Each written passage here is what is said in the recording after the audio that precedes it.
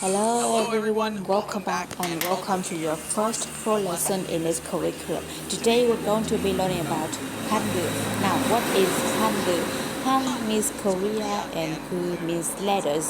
And Hangul is the name of the Korean alphabet which you're going to be using to write Korean with. Now there are officially 14 consonants and 10 vowels in Hangul and we're going to be learning all of them.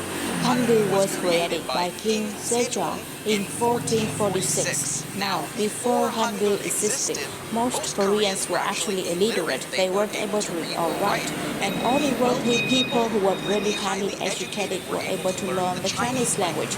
Now, fortunately, learning Hangul only takes a few hours, and we're actually going to be doing it faster than that in this course. But before we learn the alphabet, I wanted to talk about something that you might see called romanization. Now, what is romanization? It's writing Korean using the Roman alphabet or English alphabet. Here are some examples of how you could write a few words using romanization.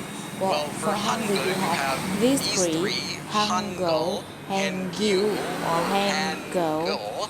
And here's an example of a sentence. 한국어는 정말 재미있는 언어입니다. Written as, let's see if we can read that. And finally, 동리문 can be written as 동리문, or dog-rib-moon. And there are more. So the basic point is avoid romanization. It cannot accurately represent Korean sounds, Korean meanings, or even a Korean spelling, and it will only hurt your progress the longer you stick with it. If you've never heard of romanization before, then don't worry, you don't need to use it. We're going to be using the actual Korean alphabet for learning Korean, and that's the best way. So let's jump right into the language, and we're going to be learning our first letter in Hangul, and that is this one, which is a vowel. Now in English we have vowels such as A, E, I, O, U, and consonants like every other letter, and Korean it works similarly. You combine consonants together with vowel to form sounds. Now this vowel actually has a sound of ah, but you won't be able to hear that until we've added a consonant.